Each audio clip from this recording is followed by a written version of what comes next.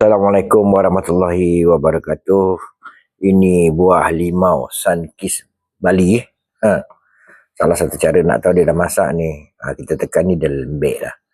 Okey, semalam dapat petik 5 biji, 2 biji dah selesai, tinggal 3 biji.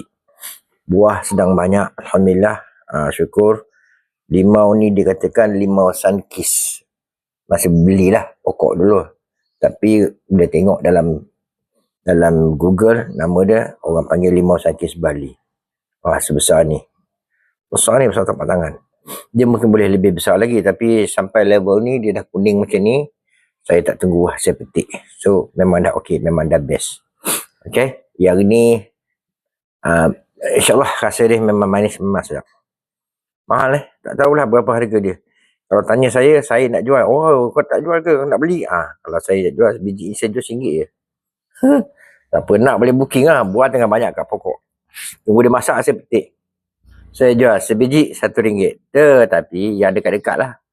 Boleh lah kan. Tapi kalau yang melibatkan jauh, jauh kena hantar beg rumah, saya mungkin charge lah. Jadi sebiji jatuh RM1.50.